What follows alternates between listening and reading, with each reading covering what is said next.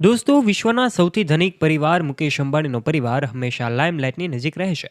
પરંતુ શું તમને ખબર છે, આખરે મુંબઈમાં આવેલો એમનો એન્ટિલિયા બંગલો કે જે વિશ્વનો સૌથી મોંઘો બંગલો છે, આ બંગલામાં મુકેશ અંબાણી અને એમનો પરિવાર રહે છે.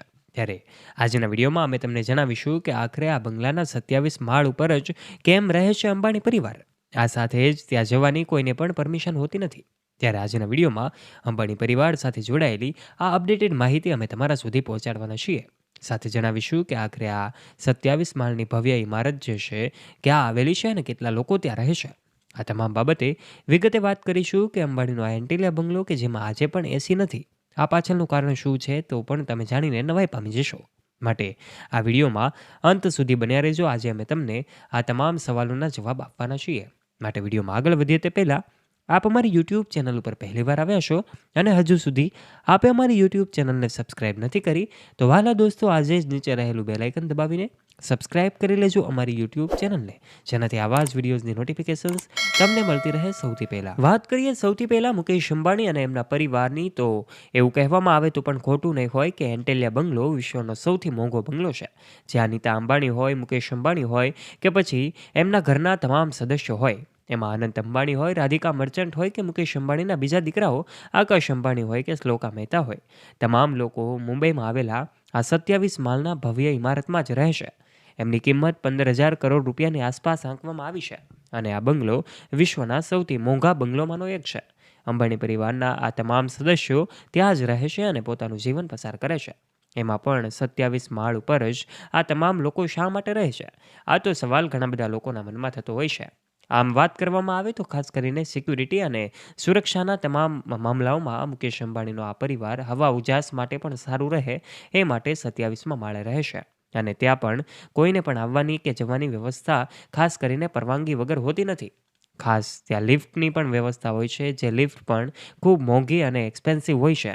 અને ખાસ કરીને વાત કરવામાં આવે તો તમામ ઉત્સવોનું સેલિબ્રેશન છે અંબાણી પરિવારના આ એન્ટિલિયા બંગલો ખાતે જ થતું હોય છે, જ્યાં બોલિવૂડ સેલેબ્સનો જમાવડો પણ જામેલો જોવા મળે છે. વિશાળ બેડરૂમ એરિયા અને ખાસ દિવાલો એવી રીતે ડિઝાઇન કરવામાં આવી છે કે જેને જોઈને સૌ લોકો આકર્ષિત થઈ જાય. તમામ એન્ટિલિયા બંગલોની બહારની દિવાલો એમાં એવી રીતે ઘાસનું રોપણ કરવામાં આવ્યું છે કે જેનાથી આ બંગલાની અંદર પણ હંમેશની માટે ઠંડક રહે છે. કારણ કે મુંબઈમાં તાપમાન ખૂબ વધારે હોય છતાં પણ અંબાણીના એન્ટિલિયા બંગલોમાં આજે એસી નથી. એનું કારણ એ છે કુદરતી રીતે આ ડિઝાઇન કરવામાં આવેલો બંગલો કે જે આજે પણ અંદર ઠંડક મહેસૂસ થાય છે. ખાસ કરીને સ્નો રૂમ બનાવવામાં આવ્યો છે. આ સાથે જ જીમ માટેનો એરિયા હોય, યોગા માટેનો એરિયા હોય અને થિયેટરનો એરિયા પણ એમાં ડિઝાઇન કરવામાં આવ્યો છે. આ તમામ સુવિધાઓ સાથેનો આ બંગલો કે જે આજે પણ ચર્ચાનો વિષય બને છે. 15,000 કરોડના ખર્ચે તૈયાર કરવામાં આવેલા બંગલામાં 600થી વધારે નોકરો તો કામ કરે છે. આ તમામ નોકરોને ત્યાં રહેવાનું, જમવાનું અને તમામ પ્રકારની સુવિધાઓ મુકેશ અંબાણીના પરિવાર દ્વારા પૂરી પાડવામાં આવે છે.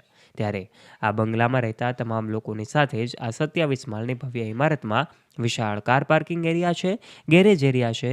તો પછી આ બંગલાની છત ઉપર એટલે કે અગાસી ઉપર ત્યાં એરપોર્ટ પણ બનાવવામાં આવ્યું છે, હેલિપેડ બનાવવામાં આવ્યું છે, જ્યાં એરોપ્લેન કે હેલિકોપ્ટર પણ ઉતરી શકે છે. એટલી વિશાળ વ્યવસ્થા છે, જ્યાં મુકેશ અંબાણીનું પ્રાઇવેટ જેટ પણ હોય એવી પણ વાતો સામે આવે છે. ત્યારે દોસ્તો, આપ આ વિશે શું કહેવા માગો છો? આપનું મંતવ્ય નીચે કમેન્ટ બોક્સના માધ્યમથી કમેન્ટ કરીને અવશ્ય જણાવજો.